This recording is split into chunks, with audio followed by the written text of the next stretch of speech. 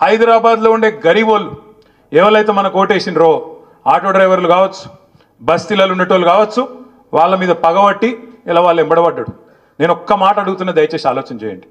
ఈ ముఖ్యమంత్రికి నిజంగానే చిత్తశుద్ధి ఉంటే, నిజాయితీ ఉంటే, వాళ్ళ అన్నగానికి ఒక న్యాయం ఉంటుంది, మరి గల్లీలలో గరీబోళ్ళు ఉండే గల్లీలలో ఉండే పేదవాళ్ళకు ఒక న్యాయం ఉంటుందా? వాళ్ళ అన్న తిరుపతి రెడ్డి మీ కాన్స్టిట్యున్సీలోనే ఉంటాడు. ఎక్కడ కావురి హిల్సో అదేందో ఆడనో సెటిల్మెంట్ల అడ్డా, అది ఆ సెటిల్మెంట్ల అడ్డా మాదాపూర్లో ఉంటాడు. ఆడ ఉండి సెటిల్మెంట్ల అడ్డా అని నేను చెప్పలే, మీ పోయిన మీ ఎమ్మెల్యేనే చెప్పిండు నాకు. ఆ కథ కూడా చెప్తా ఒక్క నిమిషం. అయితే ఆ దుర్గం చెరువు FTL పరిధిలో తిరుపతి రెడ్డి ఇల్లు కూడా ఉన్నది. తిరుపతి రెడ్డికేమో ఆయన ఇల్లు ముట్టుకోవాలంటే ఆ చుట్టూ పోలీసు వాళ్ళు రక్షణ, ఆయనకు మొత్తం అంగరక్షణ, చుట్టూ మంది, బల్గం, అర్ధబలం, అంగబలం అన్నీ ఉన్నాయి. తిరుపతి రెడ్డి ముట్టాలంటే మన అధికారి ఉంటాడా? ఊసిపోతాడు కదా. అందుకే తిరుపతి రెడ్డి ముట్టరు. ఏం చేస్తారు తిరుపతి రెడ్డికి? అన్నా నీకు నోటీస్ ఇస్తున్నా, నీ దగ్గరికి కూడా రాను, ఇవ్వకపోతే వాళ్ళు తిడుతురు TRS వాళ్ళు, కాబట్టి నీకు నోటీస్ ఇస్తా, నువ్వు కోర్టుకు పో, నువ్వు పోయి తెచ్చుకో, ఏదో ఒకటి కింద మీద పడి ఒక ఆయుధం తెచ్చుకో, దాన్ని పెట్టుకొని నేను ముట్టా అని చెప్తారు. అదే గరీబ్ గాడు ఉన్నాడు అనుకో, తెల్లారి 3 గంటలకు బుల్డోజర్లు వస్తాయి ఇంటికి. పిల్లగాళ్ళకి వెళ్ళి మేము పుస్తకాలు తీసుకుంటాం సార్, మేము బడికోవాలంటే దయ ఉండదు. ఆడోళ్ళు మేమరే అన్నం ఉడకబెట్టిన మరి అయ్యా పక్క తీసుకుంటాం, బియ్యం పక్కకు తీసుకుంటామంటే దయ ఉండదు. గరీబోళ్ళు చెప్పులు కుట్టుకునే దుకాణాలుంటే వాళ్ళని తీసుకెళ్ళి రోడ్డు మీద పడేస్తారు, బిల్డింగ్లు నిర్దాక్షిణ్యంగా గులగొడతారు. అదే తిరుపతి రెడ్డికి ఒక న్యాయం పెద్దోనికి, పేదవానికేమో బుల్డోజర్లతోని, అది కూడా కోర్టు పని చేయని శనివారం ఆదివారం వచ్చి సాయంత్రం పూట పొద్దున పూట వచ్చి కూలగొట్టి నిర్దాక్షిణ్యంగా రోడ్ల మీద పడేస్తూ ఉన్నారు. నేను ఒక్కటే అడుగుతా ఉన్నా, 10 ఏళ్ళు మనమేమో పాలిటిక్స్ ఆఫ్ కన్స్ట్రక్షన్ చేసినాం, మనం కన్స్ట్రక్షన్ చేసినాం, ఈయననేమో డిస్ట్రక్షన్ చేస్తాడు. మనం ఏం కన్స్ట్రక్షన్ చేసినాం? ఇప్పుడు అక్క చెప్పింది, ఒకరోజు ఆదిలాబాద్కి సంబంధించి ఒక మన నాయకురాలు, ఒక సీనియర్ నాయకురాలు నాకు ఒక 4-5 నెలల కింద నా దగ్గరికి వచ్చింది. ఆమె వచ్చి, అన్న జర మీరు అర్జెంటుగా శేర్లింగంపల్లి ఎమ్మెల్యేకి ఒక ఫోన్ చేయాలి అన్నది. ఎందుకమ్మా అన్న?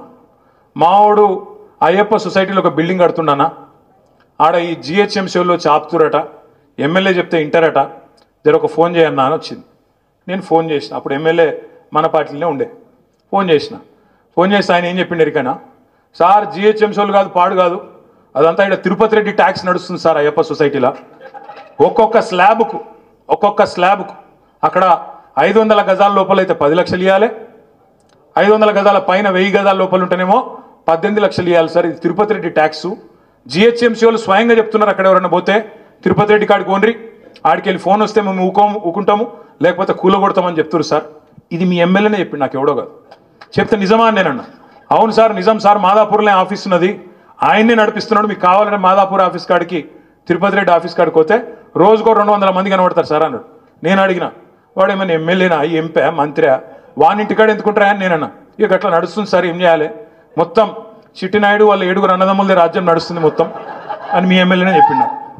కాలువల మీద, ఇప్పుడు మురికి కాలువల మీద ఎవడు కట్టుకుంటాడండి ఇల్లు?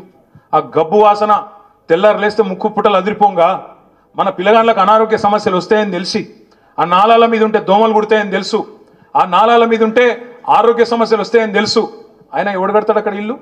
దిక్కు లేకపోతే యాడికెళ్ళో బతుకు తెరువు కోసం వచ్చినాడు, 2 రేకులు వేసుకొని ఆడ బతికే ప్రయత్నం చేస్తాడు. కావాల్సుకొని హైదరాబాద్ నాగం చేయాలని చేస్తారు. ఆ పని చేయరు ఎవరు.